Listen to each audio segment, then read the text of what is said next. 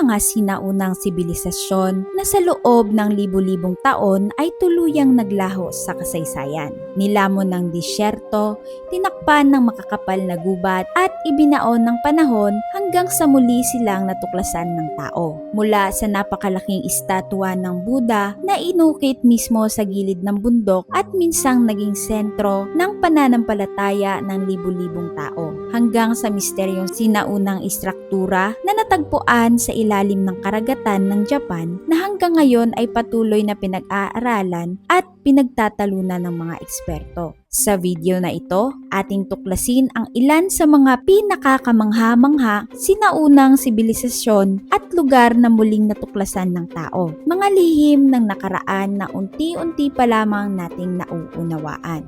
Sa Lishan, Sichuan Province, China, matatagpuan ang isang dambuhalang rebulto na halos 1,300 years nang nakatayo. Sa taas na 71 meters, ito ang pinakamalaking sinaunang Buddha na inukit mismo sa solidong bato sa buong mundo. Sinimulan itong itayo noong 713 AD ng Buddhist monk na si Haitong. Naniniwala siyang ang rebulto ay magsisilbing simbolo ng proteksyon sa mga mandaragat na dumaraan sa mapanganib na pagsasalubong ng tatlong ilog. Halos 90 years ang inabot bago ito tuluyang natapos. Sa kabila ng limitadong teknolohiya noon, nagawa ng mga sinaunang manggagawa ang isang nakatagong drainage system sa loob ng rebulto. Dahilan kung bakit nanatili itong matatag sa loob ng mahigit isang milenyo. Hanggang ngayon, isa pa rin ito sa pinakakahangahangang sinaunang obra ng China, isang monumentong nagpapakita ng pambihirang husay sa engineering at matibay na pananampalataya ng mga taong nabuhay mahigit 1,000 taon na ang nakalipas. Sa gitna ng disyerto ng Jordan, nakatago ang isa sa pinakakahangahangang sinaunang lungsod sa mundo, ang Petra, kilala bilang Rose City. Inukit ito mismo sa kulay rosas na batong sandstone mahigit 2,000 years na ang nakalipas. Itinayo ito ng Nabatayan Kingdom, isang sinaunang Arab civilization na yumayaman dahil kontrolado nila ang mahalagang trade routes sa pagitan ng Arabia, Egypt at Mediterranean. Dahil sa kanilang kayamanan at husay sa engineering, nagawa nilang magtayo ng isang buong lungsod sa gitna ng disyerto. Sa tuyong disyerto ng Peru, matatagpuan ang isa sa mga pinakamisterong tuklas sa kasaysayan, ang Nazca Lines. Ito ay binubuo ng daan-daang higanting guhit at hugis ng mga hayop, halaman at geometric patterns na makikita lamang na malinaw mula sa himpapawid. Nilikha ang mga ito ng Nazca culture sa pagitan ng 200 BC at 600 AD sa pamamagitan lamang ng pag-alis ng maitim na bato sa ibabaw ng disyerto.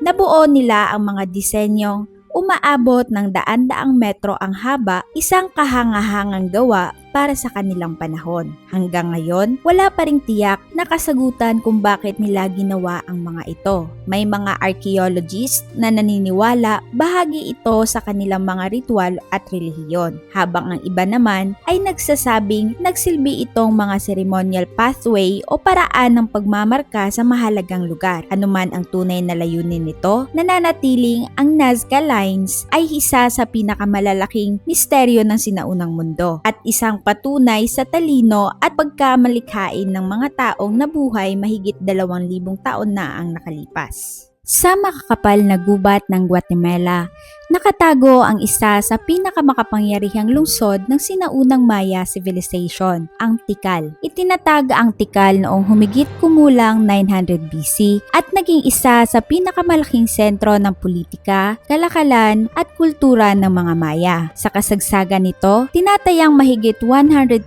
katao ang naninirahan sa lungsod, na puno ng matatayog na piramid, palasyo, templo at malalawak na plaza. Ngunit pagsapit ng ika-7 ika-9 na siglo, bigla na lamang itong iniwan. Hanggang ngayon, wala pa ring tiyak na paliwanag kung bakit tuluyang bumagsak ang makapangyarihang lungsod na ito. Kabilang sa mga posibleng dahilan, ang matinding tagtuyot, digmaan at pagkaubos ng likas na yaman. Sa loob ng halos 1,000 taon, nilamon ng makapal na gubat ang tikal hanggang sa muli itong natuklasan ng mga explorer noong ika-19 na siglo. Ngayon, isa ito sa pinakamahalagang archaeological sites sa mundo at isang buhay na paalala ng kadakilaan ng sinaunang kabias ng Maya. Sa timog silangang Turkey, matatagpuan ang Göbekli Tepe, isang lugar na itinuturing ng maraming archaeologists bilang pinakamatandang kilalang templo sa mundo. Itinayo ito humigit kumulang 9,600 BC. Mahigit 11 years na ang nakalipas, mas matanda pa kaysa sa mga pyramids ng Egypt at Stonehenge.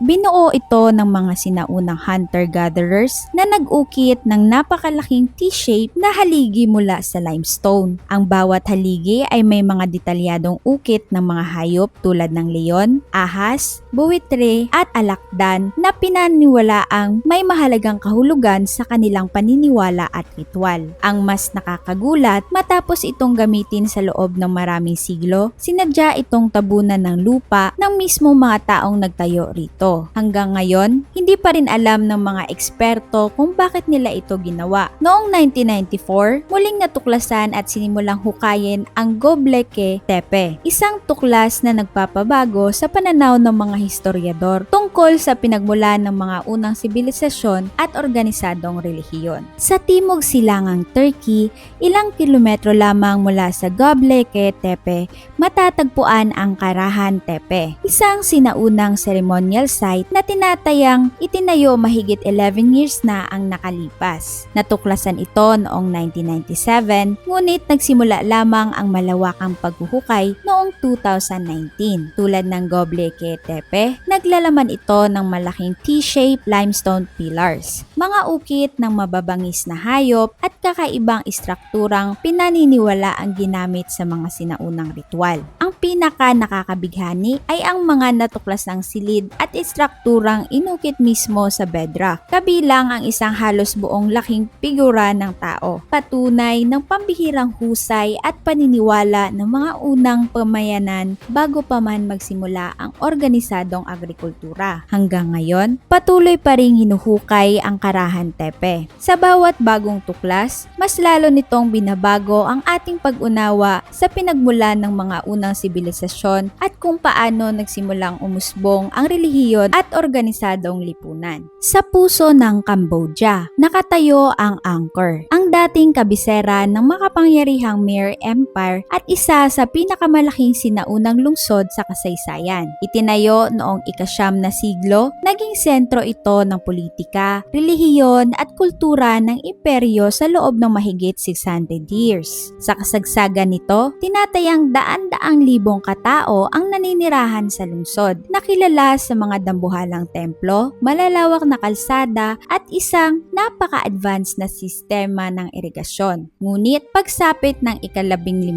siglo, unti-unting iniwan ang Angkor dahil sa kombinasyon ng digmaan, pagbabago ng klima at pagbagsak ng imperyo. Sa paglipas ng panahon, nilamon ito ng makakapal na gubat at halos nakalimutan ng mundo. Noong ika-19 na siglo, muling nakilala ng mga pandaigdigang komunidad ang Angkor matapos itong idokumento ng mga European explorer. Ngayon, isa ito sa pinakamahalagang archaeological sites sa mundo at tahanan ng sikat na Angkor Wat, ang pinakamalaking relihiyosong monumento na naitayo ng tao. Sacsayhuaman, Peru. Sa kabundukan ng Peru, malapit sa lungsod ng Cusco, matatagpuan ang Sacsayhuaman, isang napakalaking kuta na itinayo ng Inca Empire noong ika-15 siglo. Kilala ito sa higanting mga batong tumitimbang ng hanggang mahigit 100 tonelada na pinagdugtong ng halos walang pagitan kahit walang simento. Hanggang ngayon, palaisipan pa rin kung paano ito naitayo gamit lamang ang teknolohiyang mayroon sila noon. Bagabat malaking bahagi nito ang nasira noong panahon ng pananakop ng Espanyol, nananatili itong isa sa pinakamagagandang patunay ng kahusayan sa engineering ng sinaunang Inca. Yonaguni Structures, Japan. Sa ilalim ng dagat, malapit sa Yonaguni Island, natagpuan ang Yonaguni Monument, isang higanting rock formation na kahawig ng isang sinaunang lungsod.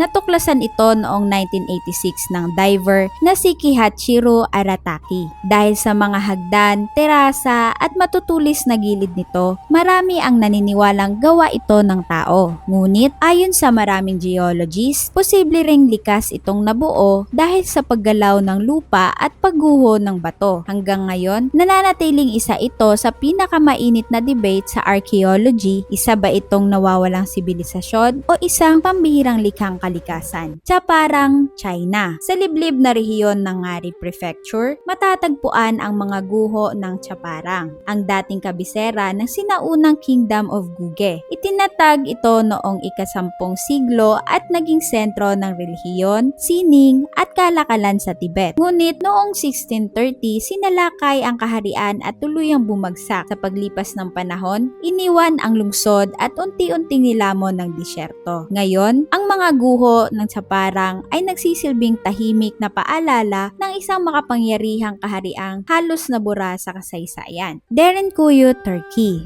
Sa ilalim ng rehiyon ng Cappadocia, matatagpuan ang Derinkuyu Underground City, isang napakalaking lungsod na nakabaon sa ilalim ng lupa. Pinaniniwalaang nagsimula itong itayo noong unang milenyo BC at kalaunan ay pinalawak ng iba't ibang sibilisasyon. Umaabot ito sa 18 palapag pababa at kayang magkanlong ng humigit kumulang 20,000 katao, kasama ang kanilang mga hayop, imbakan ng pagkain, balon, simbahan at mga lagusan. Muling natuklasan ang Derinkuyu noong 1963 nang aksidenteng makabutas ng pader ang isang residenteng habang nagre-renovate ng kanyang bahay. Ang nasa likod nito ay isang napakalawak na underground city na nawala sa loob ng maraming siglo. Hanggang ngayon, nananatili itong isa sa mga pinakakahanga-hanga at pinakamisteryosong sinaunang lungsod na natuklasan ng tao. Mula sa mga lungsod na nilamon ng makakapal na gubat hanggang sa mga templong inukit sa matatarik na bangin at sa mga misteryosong istrukturang nakabaon sa ilalim ng lupa at dagat, ipinapakita ng mga sinaunang sibilisasyong ito na mas marami pa tayong hindi alam tungkol sa ating nakaraan kaysa sa ating inaakala. Sa bawat bagong tuklas ng mga archaeologists, mas marami ring tanong ang lumitaw. Paano nila naitayo ang mga kahangahangang istrukturang ito? Ano ang tunay na dahilan ng kanilang pagkawala? At ilan pang nawawalang sibilisasyon ang naghihintay na muling matuklasan? Kung nagustuhan mo ang video, huwag kalimutang i-like, mag-subscribe at i-click ang notification bell para hindi mo ma-miss ang susunod nating paglalakbay sa mga pinakakamamanghamanghang misteryo at tuklas sa kasaysayan. Maraming salamat sa panunood at magkita-kita tayo sa susunod na video. Paalam!